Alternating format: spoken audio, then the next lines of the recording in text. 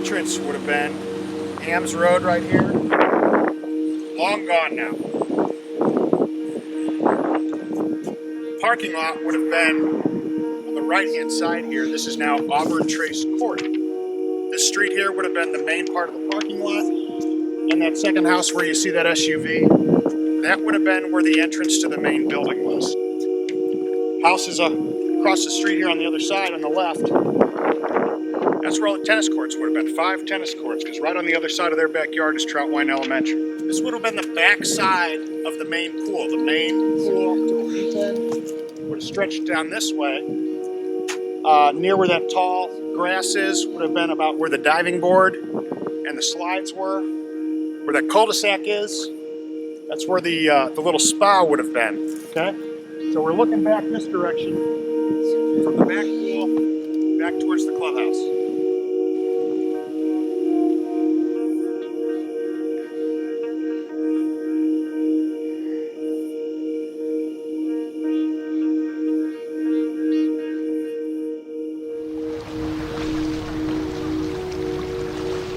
In the spring of 2002, just as the weather was starting to warm up, several hundred households around the St. Louis area received a packet in the mail. It included a 14-page brochure and the following letter. Dear Country Hill member, after a long, hard winter of nipping noses and blanketing car windows in ice, Jack Frost, like everyone else, is ready for his summer vacation. But where to go to cool his jets and kick up his heels? Bermuda? Maui? The south of France?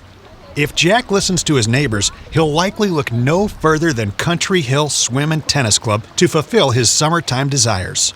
At the resort close to home, there are 7 bodies of water, always accessible for a cool dip or an invigorating swim. For those who prefer net sports, 5 tennis courts are available year-round, and volleyball and badminton always serve up a good time. After working up a sweat, kick off your shoes and stretch out under the shade for a cat nap, a friendly chat, or a quiet read. At Country Hill, daytime fun is only half of the equation. We're already planning the nightlife that is notorious for keeping the club hopping well after the sun goes down. To get in on all of these summertime festivities, just fill out the membership card in this mailing and return it with your payment. Dues can be found on page 4 of the newsletter. As always, if you pay before May 1st, your family will receive a $10 certificate redeemable for snack bar goodies. Dig out the sunscreen and dust off your beach towel for another summer of fun with your friends and family at Country Hill. Who knows, you just might see that chilly old Jack Frost working on his tan. On May 25th, 2002, the pool opened. Thousands of people visited throughout the summer, and on September 2nd, the pool closed. Little did anyone know the pool would never open again. This is the story of Country Hill Swim and Tennis Club.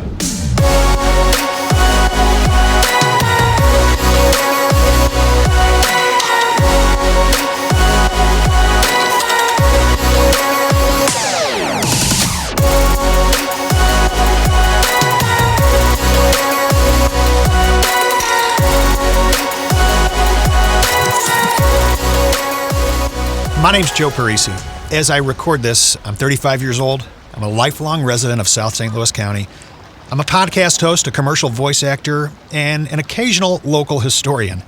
Every now and again, I get a wild hair and I start working on one of these little audio documentary projects, really for my own personal enjoyment. That's just what I'm into.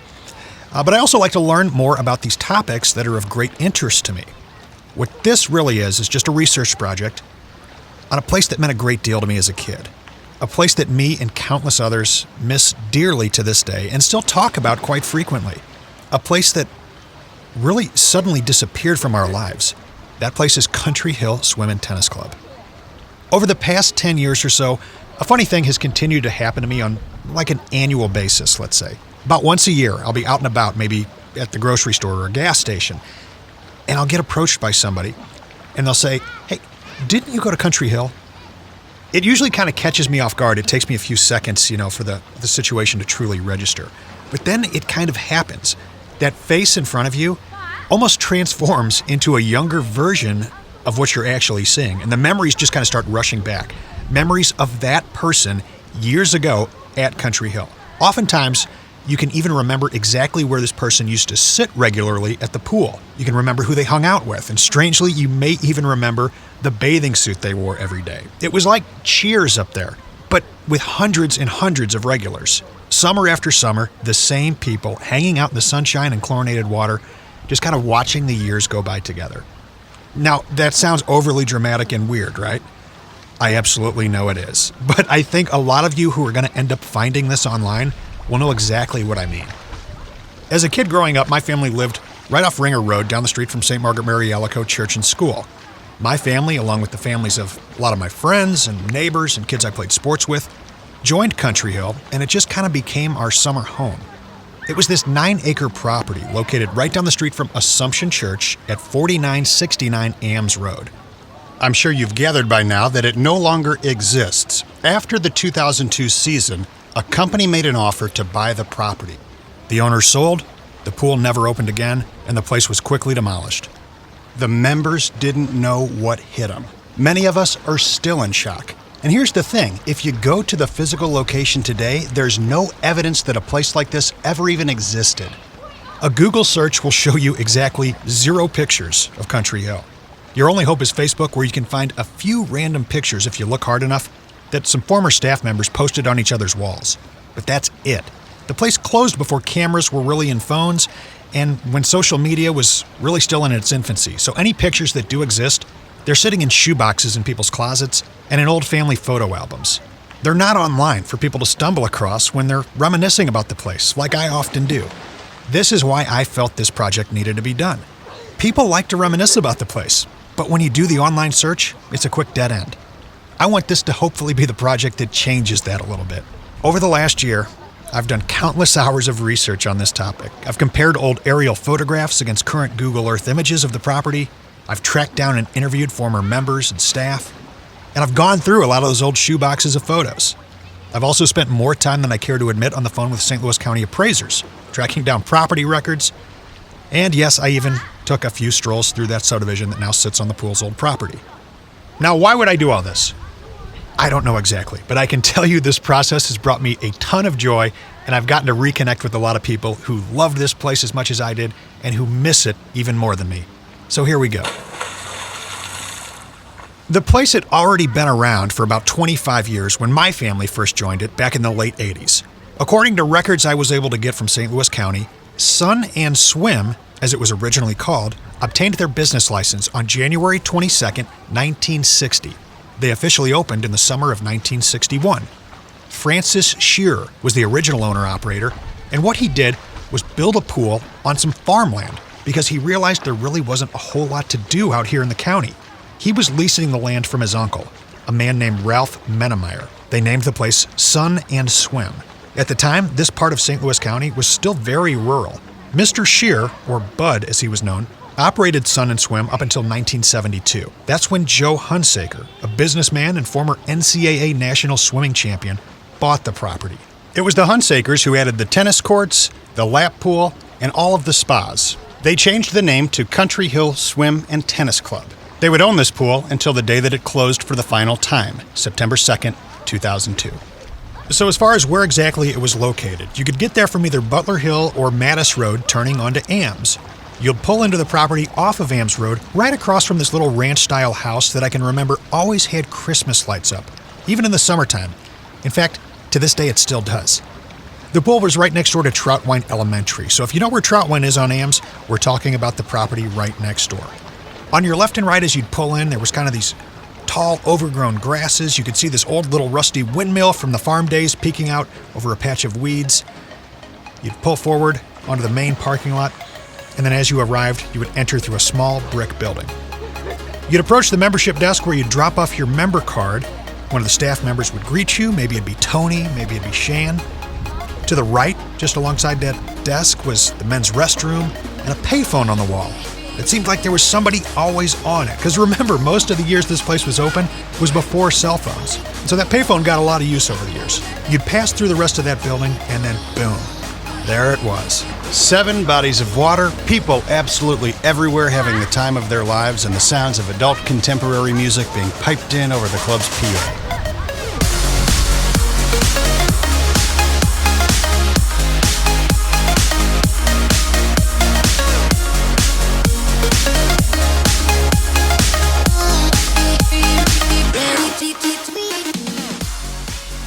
As I look back, the place really did have everything. Their main pool was this 25-meter L-shaped monster that stretched from 3 feet to 5 feet, and then it had a deep end with 2 diving boards and a slide. This is the pool where, for years and years, they held swim meets. They had a 3-foot junior pool with this giant frog slide. Kids would climb up the back of the frog into like the head and then slide down the tongue into the pool. Very popular apparatus. There was a cold spa kind of tucked back in one corner behind the diving boards, perfect for a little game of Marco Polo with your friends. Then there was this big long wooden fence. Behind that was kind of a different world.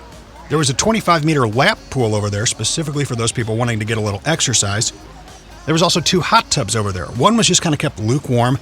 The other one, nice circular hot tub surrounded by AstroTurf. During after-hours parties, they'd fill that one up with foam. Lord knows what took place in that hot tub over the years. Now, if you were under 18, you were only able to go on that side of the fence during certain hours of the day. They kind of kept that as, the adult area for the most part. They had a baby pool with this giant mushroom-looking water feature that would rain down on all the little kids. There was also this floating rubber swan in the baby pool that came around sometime in the mid-90s. Now, outside of swimming, plenty of stuff to do. There was a sand volleyball court that was primarily used by little kids wanting to build sandcastles. There was a ping pong table that was kind of the proving ground for teenage guys.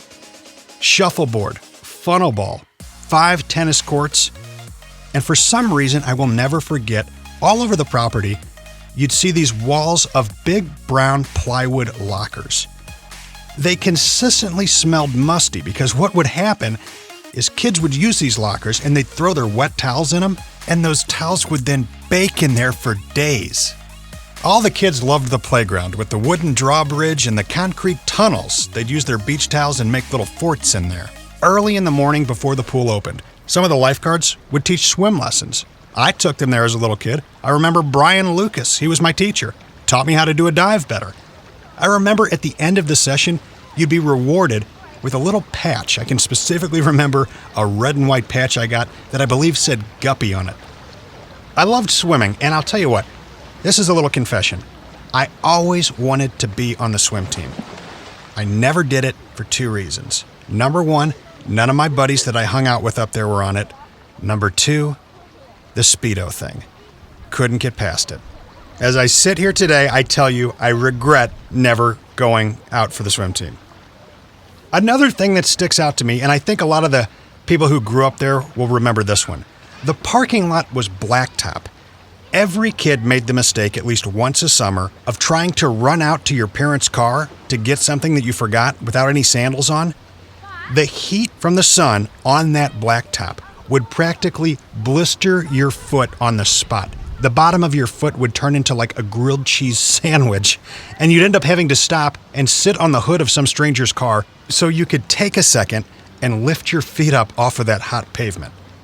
You'd finally get to the car you needed to get to, grab what you needed, and then you would run like the wind back into the building so you could hurry up, get to the pool, and soak your feet. Once a year, without fail, every kid did it. Kids were really catered to up there. We practically lived there.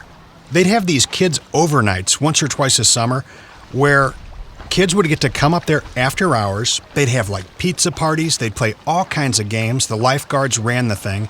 And you'd get to swim till like 2 a.m, and then you'd sleep in your sleeping bag poolside. I never personally attended one of these. A couple of my friends did, and they said it was absolutely epic. They'd also have these teen nights on occasion from like 9 to midnight. It was great.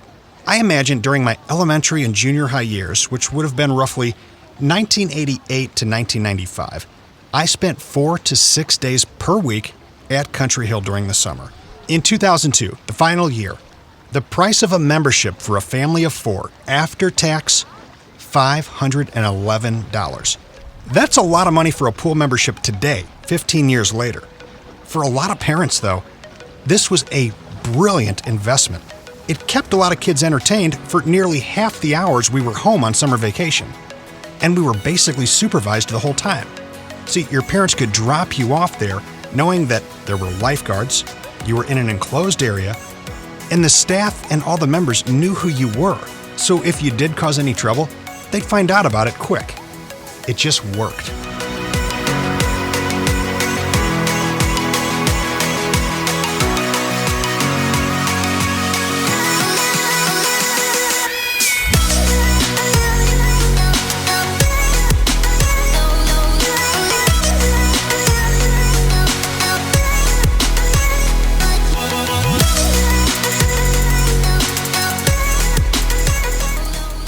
I made a whole lot of lifelong friends there. I learned how to do a flip on the diving board there. When I was a little bit older, I took tennis lessons there. Heck, I even got beat up for the first time there. Some little punk on the sand volleyball court roughed me up one day. But I wouldn't trade any of it for anything. And the music. My gosh, we can't do this without talking about the music. Like I said, Country Hill had these PA speakers scattered around the property, and it would always have on soft rock or adult contemporary radio. A lot of my friends who helped out with this project agreed with me in saying that there are certain songs that for the rest of our lives are just Country Hill songs. Here's what I mean. To this day, there are at least a dozen songs that anytime I hear them, I am immediately transported back in my mind to a vinyl lounger on the side of that pool. Perfect example for me, the song If You Don't Know Me By Now by the group Simply Red. Anytime I hear it, Country Hill. It's all I can think about. So I looked it up as I was putting this project together. The song reached #1 on the US Billboard Hot 100 chart on July 15th, 1989. I was 8 years old that summer. That was the summer I took swimming lessons, and that song was in heavy rotation all summer long. I can tell you for a fact that every single morning during my swim lessons, I heard that song on the pool's PA system while I was doing my lessons in that lap pool.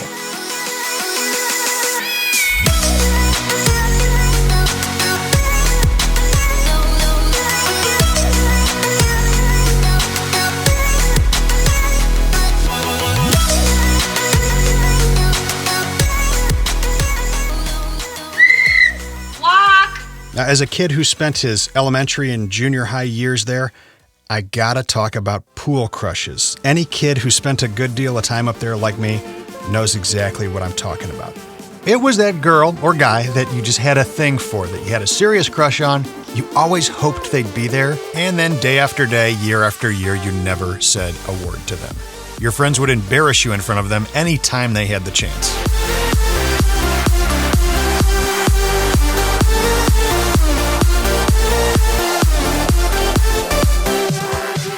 Kids would also have their favorite and then their least favorite lifeguards. And one of my favorite guys up there, I think he was on the stand every day I ever swam at that pool. That's Chris Guion. And he was nice enough to meet me for lunch to help out with this project. We started going there when I was, as a member, when I was 5 years old. I still remember going there when I was probably that age for swim lessons in the morning and not being real happy about that. Remember hanging out in the baby pool a lot. That was the start of it. Oh shoot, 5 years old, so that was probably 78 or 79.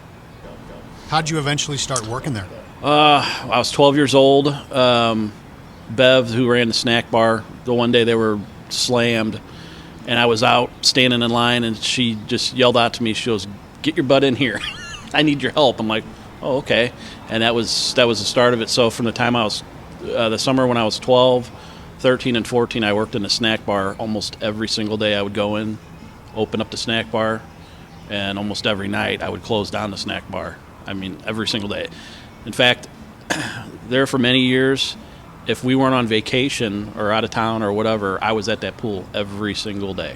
From the time I was probably, 8 or 9 years old up until I started working full-time in the fire department. So Lifeguarding started when? that was the summer of 89. Yeah, the summer of 89 is when I started as a lifeguard and steward. The steward was kind of like the janitor. They'd come in at 6 o'clock in the morning, vacuum the pools, put the flags up, stuff like that. And then at night they'd come in from 5 to 8 and clean the bathrooms and clean outside they emptied the trash cans, clean out by the snack bar and all that. So I did that and, lifeguarded too. So. And I know you were also then assistant manager. Tell me some favorite stories. One of the funniest ones was, I can't remember what year it was. I was still in high school. It was near the end of the summer. And it was like the last 2 weeks. And this is back when, schools went back after Labor Day, the day after Labor Day. And I walk in, and the one manager at the time was Helen Huizinga. She was the assistant manager. She was in there with Scott Hunsaker, the owner, and they're standing out by the pool, and the pool's halfway drained. The main pool is almost pretty much halfway drained, and I'm like, what the heck is going on? So I walked up to him and I said, what happened? Did somebody drain the pool? Like, duh, somebody drained. And Scott just turned around with a scowl and says, yes, that's exactly what Jim did. Well, Jim was one of the other assistant managers the night before. He was closing down the pool. He started backwashing the main pool and forgot to shut it down. So it kept backwashing overnight and drained down the main pool and pretty much the junior pool, because the junior pool and the main pool were connected under the deck. And if you filled up one, it filled up the other. So that was probably one of the funniest things, because it was bad because we wasted a bunch of water, especially at that late in the season. And I want to say he figured it was something like 70-something thousand gallons of water. that was but I got a lot of other stories, but some of them aren't appropriate probably for this kind of interview. But most of them involved just doing stuff with the other staff members. We had a lot of after hours get-togethers. When the pool closed, having a good time and stuff like that. And you managed to get your hands on some nice souvenirs when the place closed. Yeah. What are some of the things that you got? I've got a brick from one of the I don't know if it's from the main pool or the junior pool. The outline brick from around the edge of the pool. Got a piece of plumbing I know that came from the pump on the junior pool. I got a bunch of old lifeguard rescue tubes. Oh, still got my last guard suit. It fits me, believe it or not. So you missed the place. Oh, immensely. I wish it was still around, a place for my kids to go and, work as a lifeguard. Still the best job I've ever had, by far. But yeah, I miss it terribly. That's an understatement. Couldn't agree with Chris more. Another person who spent an awful lot of time at Country Hill? That was Bob Banker. Bob spent nearly 20 years as the manager of Country Hill Swim and Tennis Club. So, Bob, tell me about your first exposure to Country Hill. Well, I was teaching at Parkway South Junior High, and Clint Warren, who happened to be the son of Bev Warren, who ran the snack bar at Country Hill, was a permanent sub and happened to be the manager at Country Hill. And he was helping me with the girls' basketball team, the freshman girls' basketball team, and asked me if I would want to be his assistant manager. And I said, well, I know nothing about pools. And he said, it doesn't matter, I'll teach you everything. And so I interviewed with Joe Hunsaker and got the job and worked that first year as the assistant manager. And then Clint moved to Kansas City and started a pool service company. And I then became the manager. And that was 1983. And I worked there as the manager until... I was the general manager the last few years. I stopped teaching in about 1998, and that's when I became the general manager at Country Hill. But I went to work for the other company that Joe Hunsaker started, which was called Councilman Hunsaker, which was an aquatic consulting engineering firm. And so then I was just the general manager at Country Hill. So tell me about the kinds of things you were in charge of day to day, what your routine was when you'd get to the pool in the mornings. Okay, well, I was in charge of all the operations and the staff. So I would hire the staff prior to the summer starting, and then we would start getting together on Saturdays in April and May to start doing all the jobs that needed to be done before opening. And then once we did open, then I was responsible for basically everything, making sure that the pools were operating as they should be with the right amount of chlorine and, pH, and and then overseeing the guards to make sure they're doing their job, and then just basically trying to keep the members happy. Tell me a few of your favorite memories, just maybe certain events or things like that jump out when you think about Country Hill. Well, I think the great thing about Country Hill was that it really had something for everyone, and it was the family atmosphere. It was just a great place for kids to grow up. And there were so many activities with the children's overnight and the super adult nights and the teen nights and the celebrations at 4th of July that just made Country Hill a very special place. But the family atmosphere, I felt like the members' kids were my kids, and if I would catch them doing something they shouldn't be doing, I had no problem going to the parents and letting them know. And the Wendell boys, I believe that was their name, Norman and Vincent, I believe, they were saying some words out on the tennis courts that they should not be saying, and I called their mom, and they got into quite a bit of trouble for that. And I ran into, I believe it was Norm, in the Atlanta airport years later, and he brought up that and still was asking me why in the world I ever called their mom to because of something that silly. Any other crazy behavior stand out to you after all these years?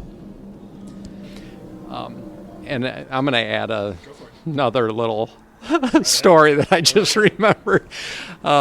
Another evening that was kind of interesting was one of the children's overnights. We would have anywhere from 100 to over 200. I think 243 was the all-time high. But the children's overnight was always just it could only be members for 6 to 12-year-olds, I think is correct. And we always had them very structured, and but this one particular overnight, we had 2 or 3 girls that decided that it would be fun to hop the fence. And so they left. And so we realized that we were missing, I believe it was 3 girls. And so I sent some of the guards out just kind of driving around to see what they could find, and called the parents. And this was probably about 2 a.m., and we eventually found the kids at someone's house just a block from Country Hill. So the good news was that they were safe. But needless to say, I was not happy with them. But I didn't even have to get mad at them because their parents came up, and I did not have to do any disciplining, let me say that. You shared a pretty touching story a few minutes ago when we were having lunch about you came into quite a surprise one morning, and just, tell everybody about it. Yeah, every once in a while we would get, we called them pool hoppers, and they would climb the fence and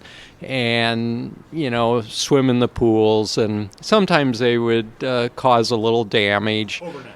During the wee hours of the morning. And this one time they caused a lot of damage. They threw all the chairs into the pools, and the worst of it was they rolled all those whiskey barrel flower planters. They rolled those into the main pool, the L-shaped pool. And that was just horrible. But But what happened the next morning when the steward called me to say, "You're not going to believe what has just happened." The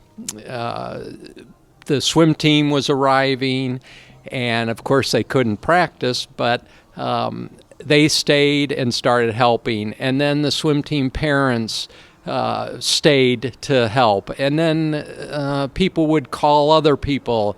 And we had all the guards there within an hour. We had so many parents there within an hour. And everybody was doing just whatever they could. And we were actually able to get those planters out in pretty much intact. And I believe we opened at 1 p.m. And when I saw the place at 7 a.m., I thought, we would be closed for a day, maybe 2 days. And we still opened that same day, just a few hours later. And that said to me the type of members that we had and the community that we had at that pool. You said that the peak as far as business was probably, in your estimation, late 80s into the early 90s. Was there ever a point, though, towards the end that you thought to yourself, I don't know how much longer this is going to be around? Was there any signs that you saw? Yeah, as the pools just kept getting older, and the equipment kept getting older, and renovations were very, very expensive.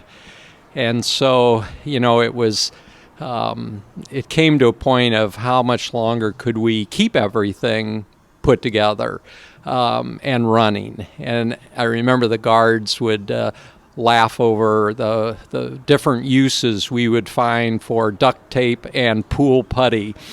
We use those two products extensively, and so I guess we knew it was going to happen at some point. You could just tell that the pool couldn't continue as it was forever, but it still was quite the shock because I thought it was going to have at least another 5 years when indeed it did close.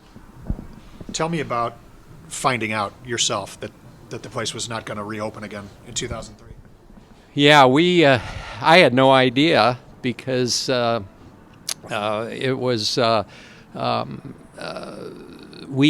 was responsible for getting the newsletter put together and getting articles written and putting the pictures and together and working with the printer, and we had it all laid out when I got the call that the land had been sold and would not be opening.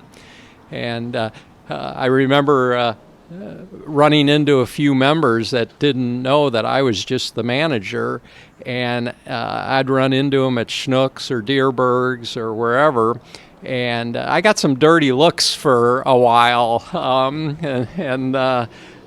when they would say, "Why'd you do that?" And I'd have to explain, well, I was just the manager.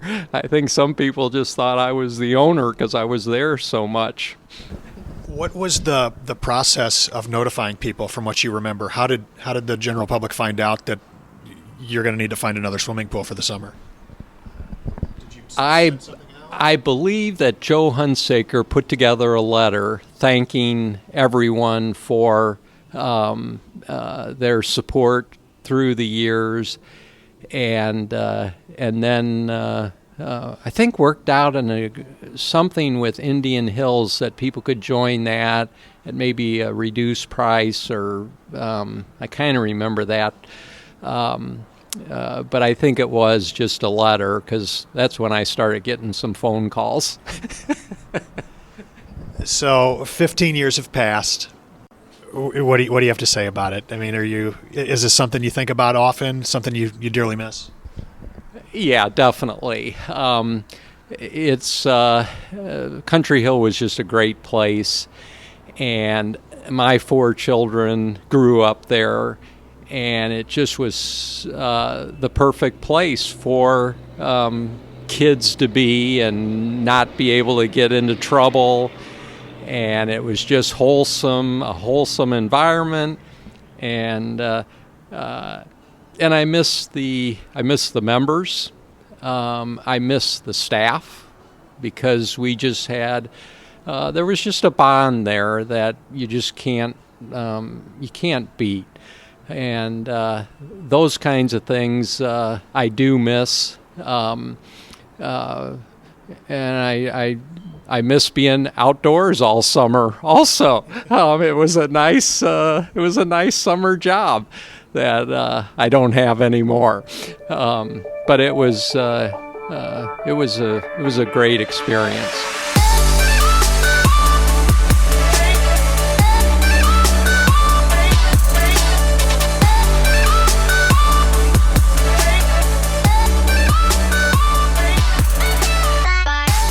Yeah, some people might remember I always drove the gray and red Suzuki Samurai with the Frogman plate, so that was a good way to tell if I was working that day or not.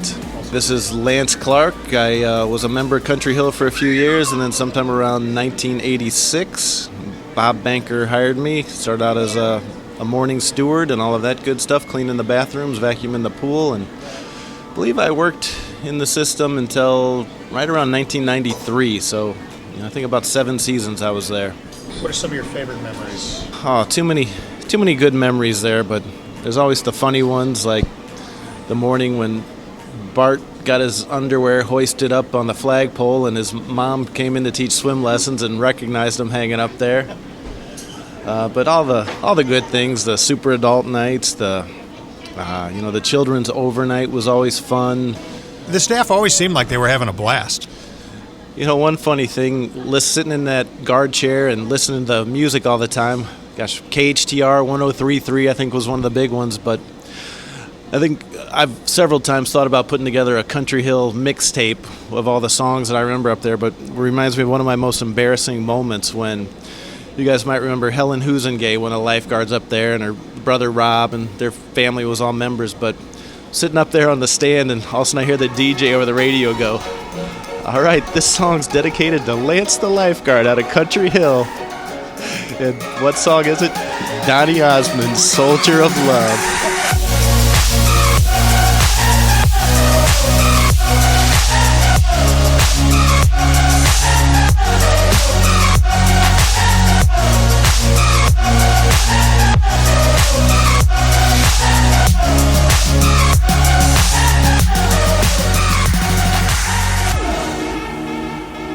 But yeah, it was a great place. Made lots of lifelong friends there, and whether it was the staff or was the members, we had that reunion about 3 years ago or whatever. It was good to see a lot of people I hadn't seen in many years. So, good place.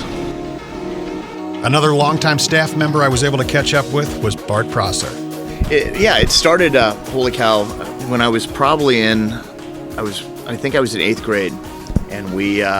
My parents were trying to find a place for some place for me to go during the summer, and so we heard about Country Hill, and it was Country Hill Swim and Tennis, I think was the official name, and I guess it kind of held that along all those years. But we went up there and we got a tour around the place, and my parents fell in love with it, and it was a place that, I hate to say it, but they kind of dropped us off during the day, and I stayed there all day long and started meeting people, and started joining the swim team, and it was a place that we hung out at. It was that summer place that's what it was all about. What was interesting about that is, 20 some odd years later, the guy who actually gave us the tour around the place was the head swim coach at Parkway West High School, and that was Lane Page.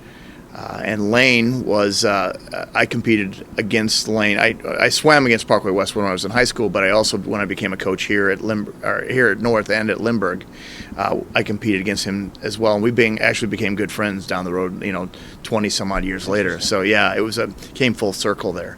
When did you start working there? I was a freshman in high school.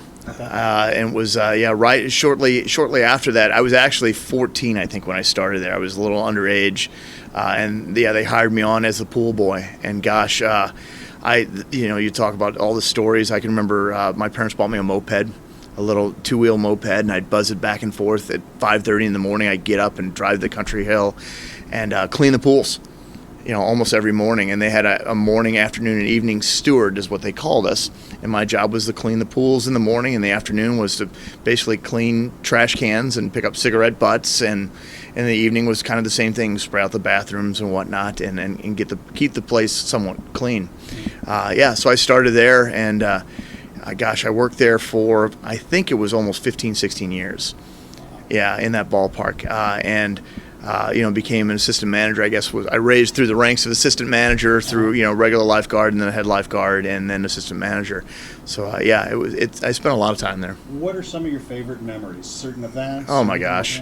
It was funny because when you called me or when you emailed me about this, we began to think about all the stuff that we did as kids there, starting out as a steward there and getting to go to the senior lifeguard parties and hanging out and meeting people like Greg Jablonski and Seth Houston and Rob Husengay, who were all, 4, 5, 6 years older than I was, and, getting to hang out with them and meeting some older people along the way.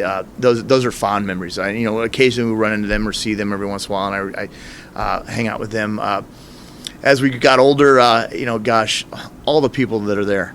Lists and lists of people, the Cerrigoses, Don Phone. He was there. It's just, I can't pick out one, but I do have a couple. Obviously, people have said about when we called him Gilligan, but when he drained the pool that last week. My gosh, it was a mess. Yeah, it was funny, and he knew he was in trouble. That's a great memory. I can also remember that, it was almost every night that if there was nobody renting the pool out that night, everybody who was on staff there would end up at Country Hills sometime. And, it would be sometimes 12:30 at night, 1 o'clock, and we'd hang out in the hot tub or we'd hang out in the pools and just hang out there. And we were all, there must have been 20 of us or something, just hanging out and shooting the breeze in the hot tub. And here comes Bob jumping over the fence, and he had let the lap pool fill, and none of us paid any attention to it. And he basically jumped over the fence. He turned the water off, drained the pool down a little bit, jumped back right over, and went right back home. We're like, "Hey, Bob," and that was it was one of those stories. That was funny. Sweet Barty's Babes. I don't know if they ever talked to you about that, but gosh, it was a synchronized swimming team that we all got together, and I forgot who started it, but it was one of the girls on staff said, you guys should do something for Super Adult Night, which was the big party that they had every summer. And they said, well, why don't we get all the male guards to dress up in women's like swimsuits and do a synchronized swimming routine in the middle of the pool. And it was a huge hit that night. Part of it maybe was because a lot of the members had a few cocktails in them, and it was funny. And we actually did it in the afternoon one time. It wasn't quite as big of a hit as it was, but we did that, and it was a blast. I mean, that was one of the fondest memories that I have of that. And again, just the guys I hang around with, Lance, Chris Guillon, I see him every once in a while. Kevin Schmelsley, I see every once in a while. Jay Struckoff, passed away in 93, 94, but was a good friend of ours, and we hung out even afterwards. It was one of those cool places where, like I said, you could go there anytime, and one of us would be hanging around up there sometime or another. Did you work there up until the very last year? I didn't. I got a job as a teacher, and then I started going back to school to get my master's degrees and whatnot. So I kind of waned off towards the end. I don't even remember what date it closed on. 2002 was the last summer. Okay, so it was. I probably stopped working there in 90. I came back part time occasionally, and it was probably early 90s is kind of when I kind of waned off of that. Do you remember when you heard that it was closing? Yeah. Tell me about how you heard and maybe how. Yeah, I'd heard from my mom. And she was like, have you heard about all this? And I'm like, no. And it was a hit. It was a total surprise. You would always have thought that the place where you grew up with and you made all your friends would always be there, and for that to just basically be gone. And it was a huge hit. Yeah, it was a surprise, and it was funny because the group of people that I are on Facebook with, and I would text with all the, hey, have you heard that? And boy, it caught on like wildfire. Like, yeah, it's going to close. And it was like, wow. And so I actually, before it closed, I wanted to take that one last trip up there and kind of walk around. And Scott was very good about, hey, is there something that you guys would maybe want from there? And I really didn't grab anything, but it was reminiscent of walking around in there and remember all the great memories that all my friends have and all the good times we had up there.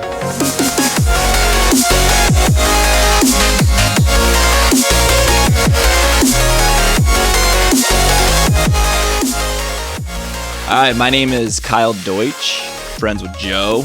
Our family joined Country Hill probably in the late 80s when I was second, third grade, up until I went to high school, really, so 1995. Generally, the one thing that just sticks out in my mind every time I think of Country Hill is just all the random things that they had to do up there. The pool is obviously the mainstay, but us being the ADD kids that we were, always had something random that we were picking up on. And we would choose this random thing, and we would do it for hours on end, weeks at a time, and then switch to the other. For example, there was the ping pong table.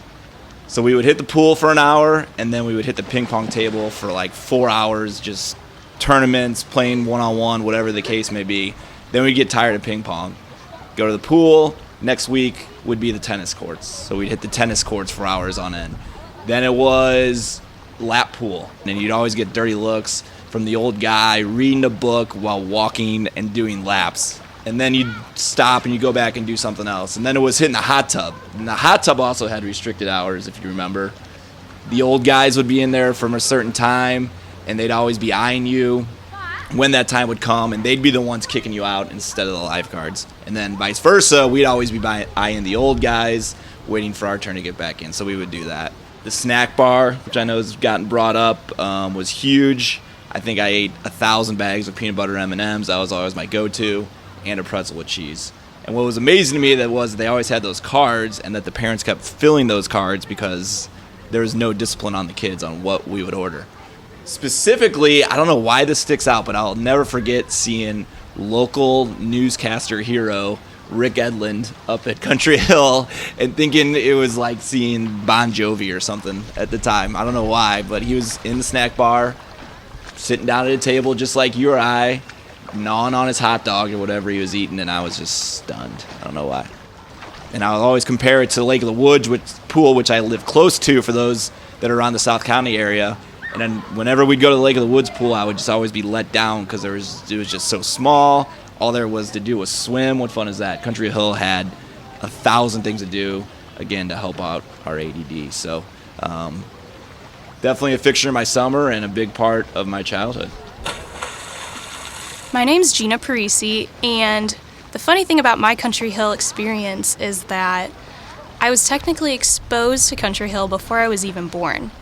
I don't know if many people could say that, but some of my mom's friends, summer of '94, right before I was born in August, actually threw her a baby shower at Country Hill. It's really amazing how a swimming pool was such a big part of a lot of people's lives. And one of my favorite memories would probably have to be the tarp that was brought out.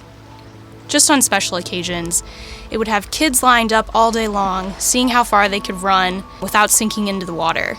So it was probably that or diving in the pool for soda cans that were what made Country Hill so memorable for me.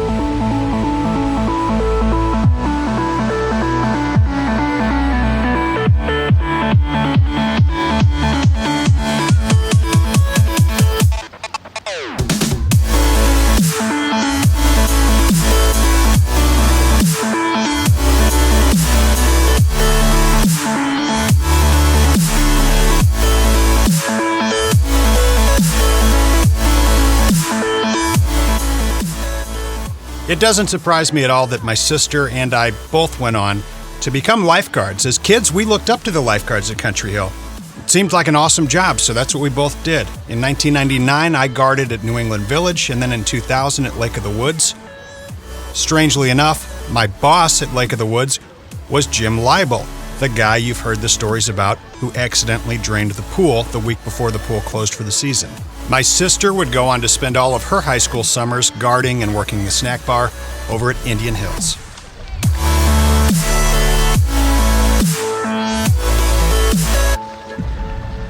Now, you can't really talk about all the regulars at Country Hill without bringing up this next guy. His name's Don Phone. I'm pretty sure every single day I was ever at Country Hill, Don was there. Don was a school teacher who had summers off. He lived right by the pool and spent more time there than anybody I can think of. If there was ever a such thing as a sure bet when you walked into that place, it was that Don would be there. He was not the easiest guy to track down, but I knew that this project couldn't truly be complete without Don's participation. So after a few weeks of digging around and sleuthing, I found him, and he met up with me, and here's our talk. Hi, my name is Don Phone. I joined Country Hill in 1978 until they closed in 2002. I loved Country Hill, played tennis there with Bob Banker and Jim Leibel and Mal Morris and all the guys. Had a great time. It was the best place in the world for kids and for us older adults. And I could sit there all day long and read my book and jump in the water and cool off and have a great time. It was something you could joke around with the staff. You knew the staff. It was like a family. Oh, gosh, yeah. Bob Banker was just Mr. Smiles. I mean, he was the perfect greeter, always smiling, always upbeat. His wife was beautiful, and Bob had a bunch of passel of kids. Everybody there was just really great. I don't remember any negative thing about Country Hill or the people there. If you could put your finger on it, what made that place so different? That here we are 15 years after it closed, and people are still just so in love with the place. It was home. It was very homey. That's why I like Indian Hills today, because it has a lot of the same attributes of Country Hill, and some of the Country Hill people moved there like I did. It was homey. People were not cliquish. They were not cold or distant. After Country Hill closed, I moved to another pool for a year because I didn't know where else to go. And that pool was a brand new pool, and nobody there knew anybody, and it was cold. Nobody talked to anybody. Can I say where it was? Sure. It was in Crestwood, the Crestwood's new pool. And so luckily, Indian Hills, a membership opened up, and then I was able to switch to Indian Hills. But Crestwood Pool at that time was a very cold place, probably because most people didn't know anybody there. Tell me about hearing that Country Hill was going away. Oh, every year we belonged to Country Hill, we had a fear that it was going to close. Every year. And when January came around, or February, and we finally got a notice that Country Hill was going to reopen, as usual, we were thrilled. But one year in 2001, we got a notice that it was closing, and we were all depressed, highly depressed, because that was our home away from home. You feel like something was just ripped out? Oh, yes. I definitely feel that. I mean, what am I going to do? My summertime, I'm a school teacher, my summertime was built around the swimming pool and golf courses, but mainly Country Hill. It was wonderful. And they had great food there, Bevy Burgers. She would make wonderful hamburgers, and everything was just wonderful. Safe to say you miss the place dearly? I miss it tremendously. If it opened up right now, I'd join. Like Don said, if the place was to reopen somehow tomorrow, I would join. And I'm pretty sure I could find hundreds of people who would do exactly the same. So why the heck did this place close? What happened? What was really the final nail in the coffin? What was going on behind the scenes in this business? Because, after all, this was a business for the Hunsaker family. Joe Hunsaker passed away in March of 2012. His son Scott for years worked alongside of him, helping him run the aquatic centers that they owned, and Scott was actually a 10% owner in Country Hill towards the end. Scott was nice enough to meet with me and talk with me a little bit about Country Hill. So I was the typical boss's son, you might say, of a family business. Dad actually bought Country Hill, and its original name was Sun and Swim. And as I recall, that was in like around 1972.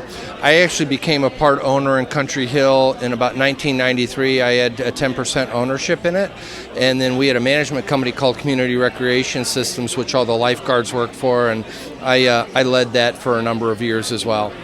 Off the top of your head, what was the most successful stretch of years for Country Hill as far as, income and membership numbers and that kind of stuff? So, I would say success changed. Think about our culture and our family dynamics. So in the early 1970s, we still didn't have both parents working.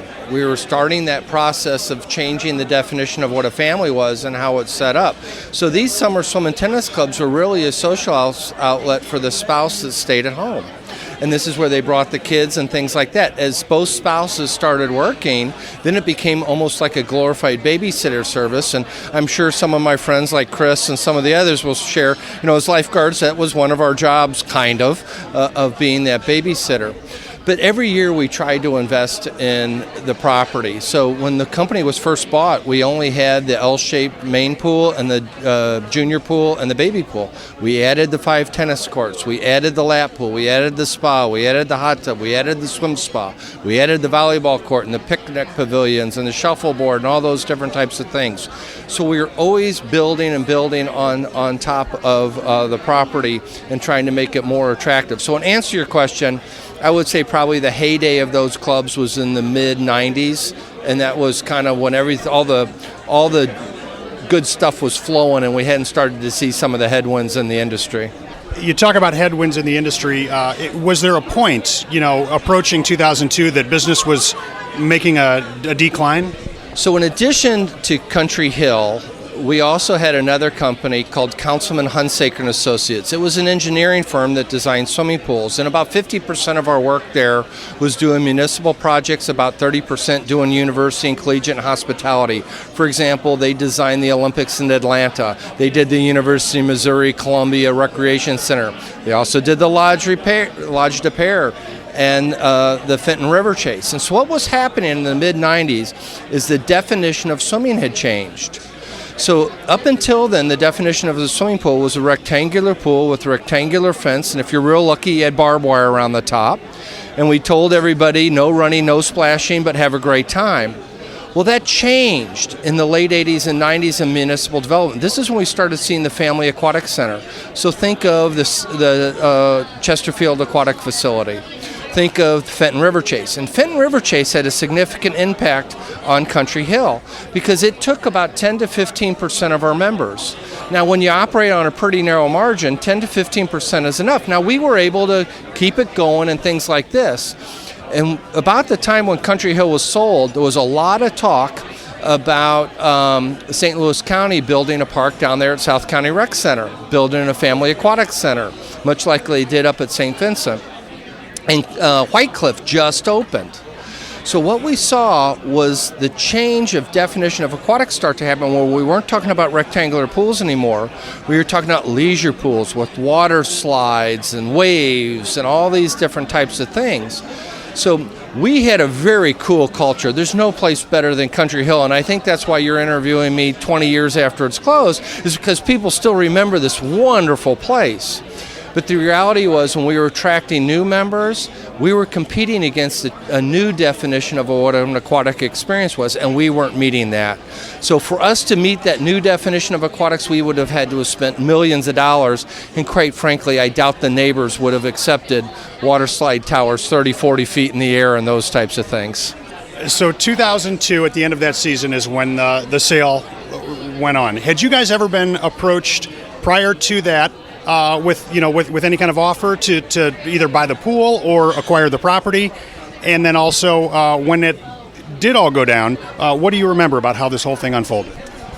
Well, now for the rest of the story. So we weren't approached.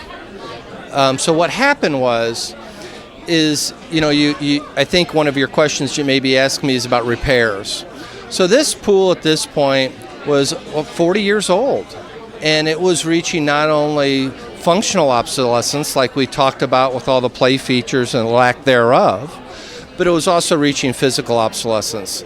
We had replaced all the underwater lights. We had replaced all the recirculating piping on the main pool. We had replaced all the suction piping on the main pool. I remember digging those ditches late at night and fixing all those pipes. We had put new filter systems in and new chemistry systems in.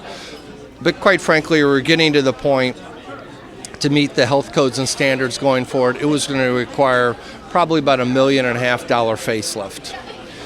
And we were seeing 2001, 2002, we were seeing some real headwinds. There was a small recession then right after 9/11, and we were seeing people a lot more conservative with their money and those types of things. We'd actually decreased some of the fees over the years to try and be more attractive.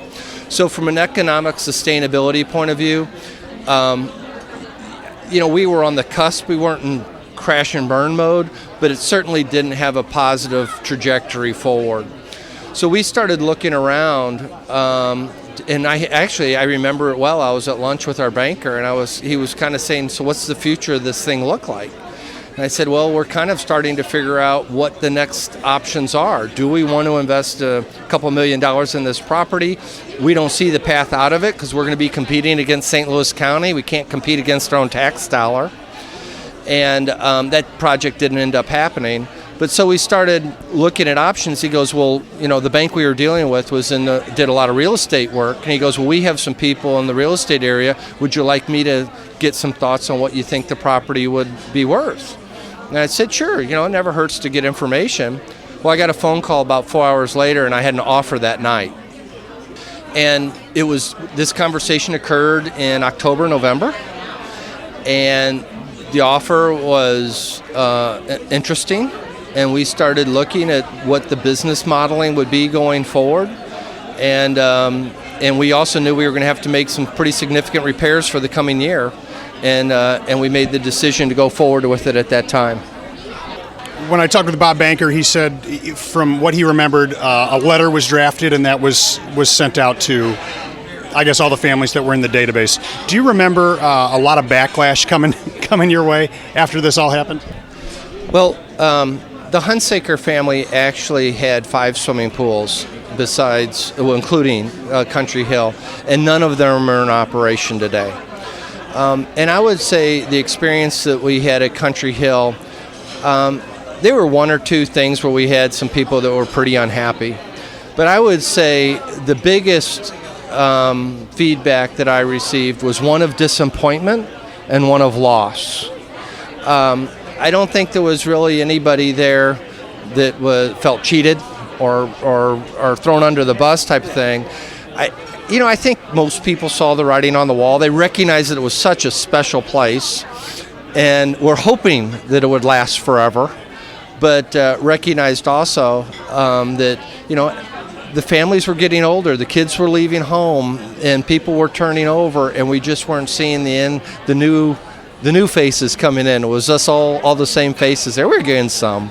But I think most of it was disappointment. And there's a lot of people that still I run into today go, "Oh, man, I would give anything if I could just be back there again." And quite frankly, I feel the same way. Had this not taken place in 2002 and you guys would have hung on to it, into maybe 03, 04, 05, do you think it had any chance without that major facelift like you were talking about, or would it just gone into disrepair? And I'm not sure even a facelift would have saved it, because if you look at the public facilities around now, the admission price there is $6. It's not a membership base. The way neighborhoods and families spend their time now and their leisure time now is dramatically different. The way we socialize is dramatically different. So the idea of the private swim club, I think his day is gone. But let's look at Concord Sports right down the road. Now what's Veta, and I think Concord's still there a little bit. But you look at all these types of unique sporting and cultural and family type of things, they've all had to redefine themselves and recast themselves. Sometimes they're being something very different. Probably the one that's still relevant today is Indian Hills down the street. And we actually sold some of the umbrellas that we had around the pool, I think is still down at Indian Hills, although that was 20 years ago, so I'm sure that stuff has come and gone by then. But I think we did the honorable thing. I know it wasn't popular, and I wish my kids were working there today because it was such a gift for me to be able to spend my teenage years there. But it's just a good memory, hopefully, for all of us. It's not easy to admit, but Scott and his father did the right thing. After talking with them, it made perfect sense that they did what they did. It's sad, but think about what would have happened if they would have kept it open another 10 to 15 years. It probably would have gone downhill pretty fast. And then that would be the Country Hill that we remember. The rundown place that just couldn't stay alive. Scott and his father were wise enough to see that. And although it was an unpopular decision, I think it was the right one. I knew that a lot of the stuff from Country Hill had been snatched up by other area pools just before demolition began, and I wanted to see if there was anything still out there 15 years later. Any fossils, any relics from the days of old. The famous big green frog slide that spent years entertaining kids in the junior pool, that's been living happily over at Crestwood Swim Club. It's still there in use today. Now, Indian Hills ended up with a bunch of stuff. I called over there and talked with John Hauska, the owner-operator of Indian Hills, and he was a wealth of information about this topic. He told me that when Country Hill closed, Joe Hunsaker made him a deal and let him pay a flat fee to just come over and take whatever they wanted. So John and his brother rented a big truck, and they went over there and took all kinds of stuff, anything he thought they could ever use. He ended up with several motors, the big mushroom umbrella thing from the baby pool, the swan from the baby pool, all of the round tables that we used to sit and have our lunch at, the giant umbrellas, the ice machine, and all kinds of stuff from the snack bar. And then, of course, the classic funnel ball game from the playground. If you head over to Indian Hills today, you can see just about all of this stuff still in use. John told me that his family had a membership at Sun and Swim during its first summer open back in 1961 when Bud Shear had just opened the place. And it was Sun and Swim that gave John's father the idea to go and build his own swim club, and thus Indian Hills was born. When the Hunsakers sold, it was to Barra Construction. What Barra did was go in, level the place, grade the land, and get it ready for homes to be built on it. They then flipped the property to a company called American Heritage. American Heritage held on to it for a short amount of time, and then they turned it over to a company called Wayland Custom Homes. According to St. Louis County, Wayland Custom Homes paid $3.35 million for that property. That's a very valuable piece of property. But for those of us who spent summers there, who grew up there, we knew that, but for different reasons. The whole thing is just a great reminder that every once in a while, we should just take a step back, look at what we have now, and just appreciate it. Because one day, it could just all be gone. Thanks for listening, and long live the memory of Country Hill Swim and Tennis Club.